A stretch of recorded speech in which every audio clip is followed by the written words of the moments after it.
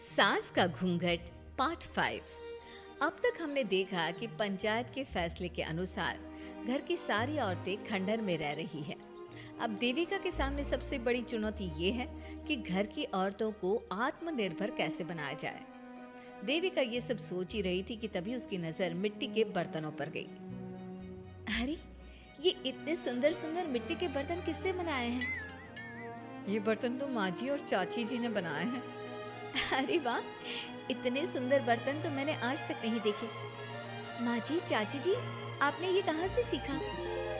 अरे बहू, ये तो हम बचपन से बनाते आ रहे हैं। ये स्टील, पीतल और कांच के बर्तन तो आज चले हैं। पहले तो मिट्टी के बर्तन में ही लोग खाना खाते थे।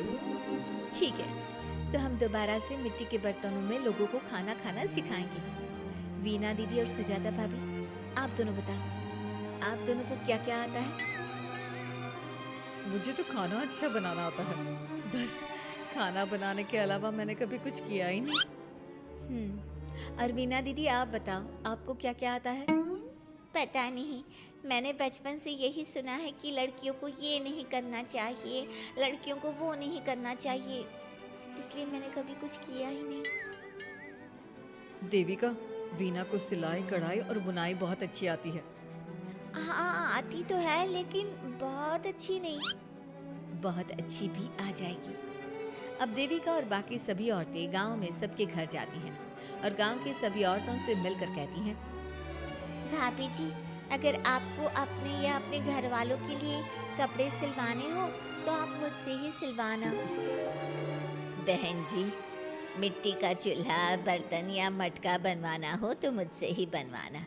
मैं और विमला दीदी आपके घर के सारे बर्तन बना देंगे। भाभी, आप कभी किसी काम में व्यस्त हो और खाना ना बना पाओ ना, तो आप मुझे बता देना, मैं आपके घर के लिए खाना बना दूंगी। वो क्या है ना, आप तो सारा दिन खेतों में काम करती हो और कभी कभी खाना भी नहीं बना पाती होंगी, इसलिए। इस तरह घर की औरतें जी जान से अपने अपने कामों में लग जाती है।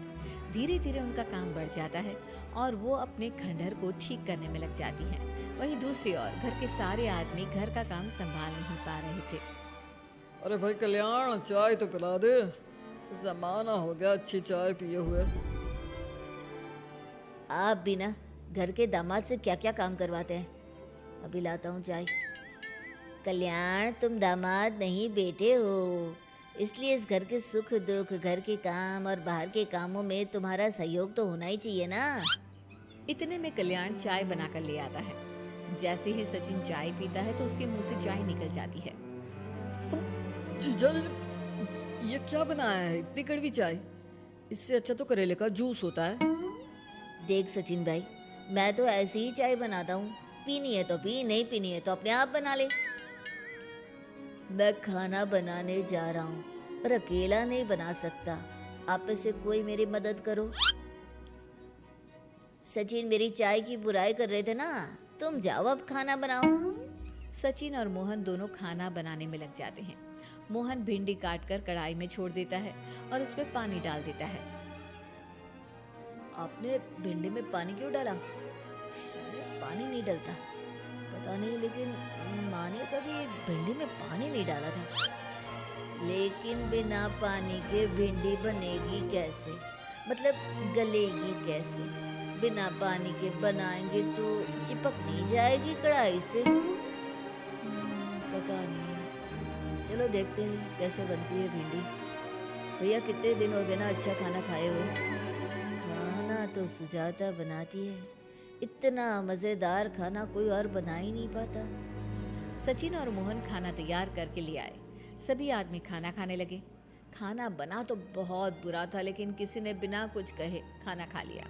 तभी जोगिंदर ने कहा, घर की हालत कितनी बुरी हो रही है, जगह जगह जाले लगे हैं। 2 दिन से तो किसी ने झाड़ू भी नहीं लगाई घर की। हाँ, और घर में गंदे कपड़ों के ढेर लगे हैं। मेरे पास तो ये आखिरी कुर्ता ही बचा है पहनने के लिए। कल्याण, मोहन, तुम किसी नौकर को रख लो ना। हमने 1-2 लोगों से बात की थी नौकर के लिए, लेकिन कोई घर में काम करने के लिए तैयार ही नहीं है। गांव के सभी लोग खेतों में ही मजदूरी कर रहे हैं। घर के सभी आदमी घर के काम में लगे रहते हैं, तो वो अपने खेतों पर भी ध्यान नहीं दे पाते और उन्हें हर महीने आर्थिक रूप से नुकसान उठाना पड़ता है।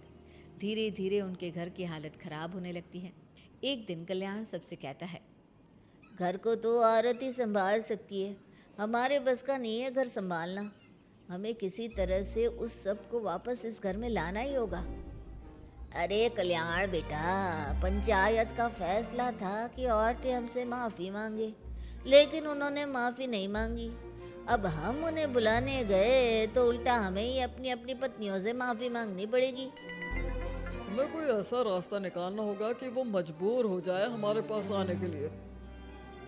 बापू, उन सभी ने अपने अपने काम शुरू कर दिए हैं, क्यों ना हम सबके काम में नुकसान कर दे, इससे वो मजबूर हो जाएंगे हमारे पास आने के लिए। भैया, ये कैसी बात कर रहे हो?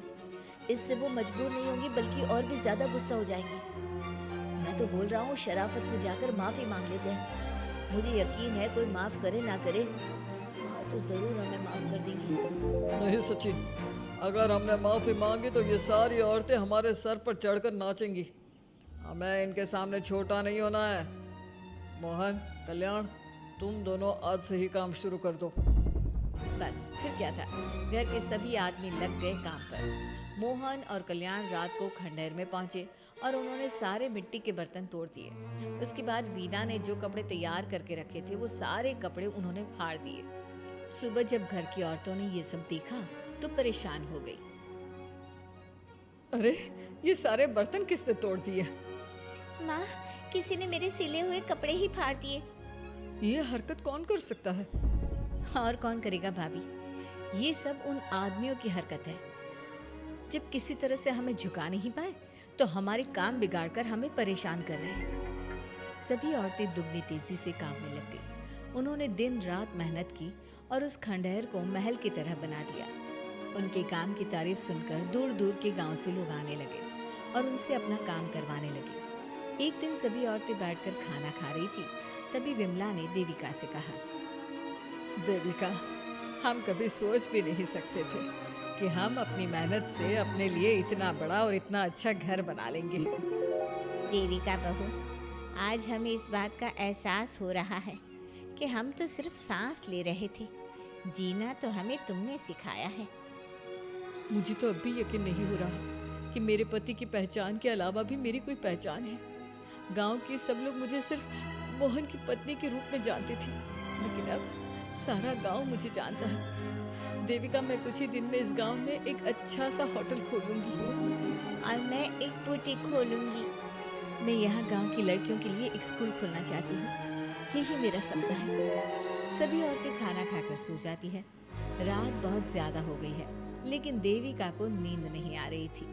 तभी उसे किसी के कदमों की आवाज सुनाई दी। पहले तो देविका थोड़ी डर गई, लेकिन उसने हिम्मत करके उठकर देखा तो उसके सामने सचिन खड़ा था।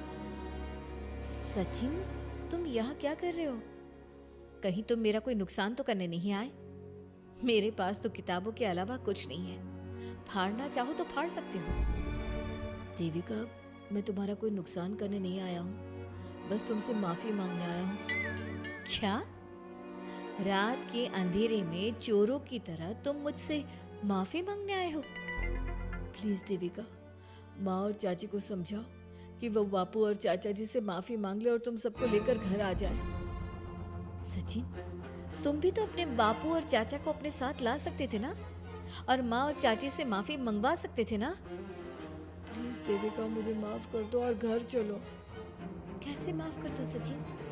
तुमने मुझे मरने के लिए छोड़ दिया। अगर माँ और चाची हिम्मत करके मुझे अस्पताल ना ले जाती तो आज मैं और मेरा बच्चा जिंदा ना होते। ना तुम मुझे अस्पताल में देखने आए और ना ही अस्पताल से आने के बाद मेरा हाल चाल पूछा। मुझे तो छोड़ो, तुमने अपने बच्चे का चेहरा तक नहीं देखा और तुम मुझसे उम्मीद कर रहे हो कि मैं तुम्हें माफ कर दूं? कभी नहीं सचिन। देखो देविका, हम सबको बहुत नुकसान हो रहा है। घर के काम की वजह से हम बाहर के काम पर ध्यान नहीं दे पा रहे। घर और जिंदगी दोनों अस्त व्यस्त है। वो इसलिए कि तुम सब आदमी संगठित नहीं हो, अपना दिमाग और ऊर्जा हमें परेशान करने में लगा रहे हो। और हम औरतें संगठित हैं, हम अपना दिमाग और ऊर्जा अपनी प्रगति में लगा रहे हैं। इसलिए हमने खंडहर को भी महल की तरह कर दिया और तुम्हारी हवेली खंडहर की तरह लगती है। सचिन देविका से बार बार माफी मांग रहा है।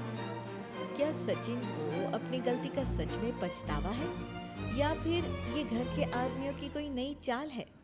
ये जानने के लिए आपको हमारे आने वाले एपिसोड का इंतज़ार करना होगा। और हाँ, कमेंट करके हमें ये भी ज़रूर बताइए कि क्या देविका को सचिन को माफ़ कर देना चाहिए? क्या उसे सब कुछ भूलकर सचिन के साथ अपना घर बसाना चाहिए या फिर सचिन को भूल जाना चाहिए?